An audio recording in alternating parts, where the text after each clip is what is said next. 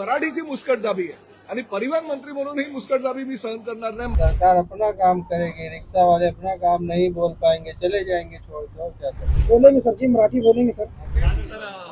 मराठी सक्तीच्या भाषेवर आता रिक्षा चालक आक्रमक झालेले आहेत आणि संपाची देखील आता त्यांनी हात दिलेली आहे। नाही, मी आमच्या महाराष्ट्रातील सगळ्या रिक्षा चालकांना, रिक्षा संघटनांना विनंती करतो की आतताईपणे असा कुठलाही निर्णय तुम्ही घेऊ नका किंवा घोषणा करू नका।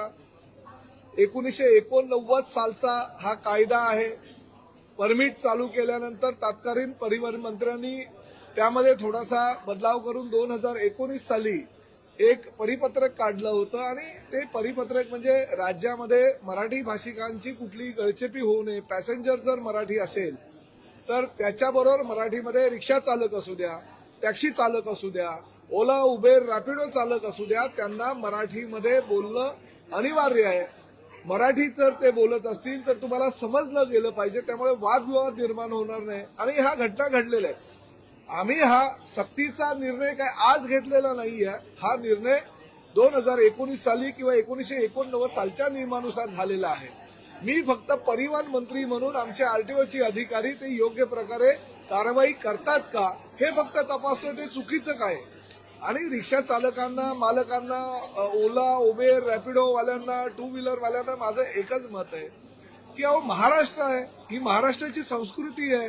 तुम्ही हेकेखोरपणे संपाचं हत्यार डायरेक्ट उपसताय हे पण योग्य नाही। मला निवेदन द्या, तुमचं काय मत आहे माझ्याशी चर्चा करा, मी तुम्हाला वेळ द्यायला तयार आहे। परंतु वृत्तपत्रांच्या माध्यमातून, वृत्तवाहिनींच्या माध्यमातून काहीतरी घोषणा करायच्या, काहीतरी लोकांना म्हणजे कुठेही अडचणीत आणण्यासाठी काहीतरी योजना हे परिवहन मंत्री आखतात असं बोलायचं हे योग्य नाही। माझ्याशी चर्चा करा ना, तुम्हाला काय हवंय, नियमावली काय आहे। जेव्हा बॅच घेतले, परमिट घेतले किंवा तुम्ही लायसन्स घेतले तेव्हा जे ऍफिडेव्हिट दिलं होतं त्या ऍफिडेव्हिटमध्ये काय काय लिहून दिलंय, तुम्ही स्वतः सह्या केलेल्या आहे त्याच्यावर टॅक्सी चालकांनी आणि रिक्षा चालकांनी।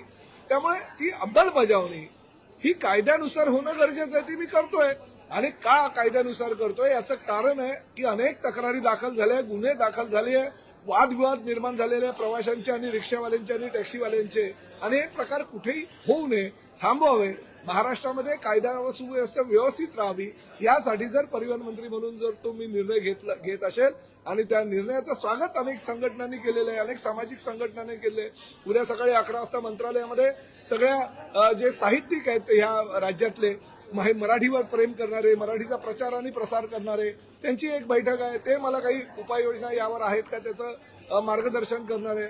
तुम्ही सुद्धा या, मी आवाहन करतो परिवहन मंत्री म्हणून चर्चेला तर बसा। चर्चा न करता डायरेक्ट तुम्ही सांगाल की नाही आम्ही संपावर वगैरे जाऊ, ही मराठीची मुस्कटदाबी आहे आणि परिवहन मंत्री म्हणून ही मुस्कटदाबी मी सहन करणार नाही। महाराष्ट्रामध्ये तुम्हाला व्यवसाय करायचा असेल तर मराठी अनिवार्य आहे, मराठी बोलावंच लागेल आणि मराठी समजावंच लागेल। सरकार अपना काम करेगी, रिक्शा वाले अपना काम नहीं बोल पाएंगे, चले जाएंगे छोड़ दो। क्या करें? सरकार के ऊपर है, रद्द करना करेगी, नहीं करना है तो देगी, जैसा मर्जी वैसा करेगी। बोलेंगे सर, कोई मांग नहीं, हम सहमत है सर जी, हम बोलेंगे सर जी, मराठी बोलेंगे सर।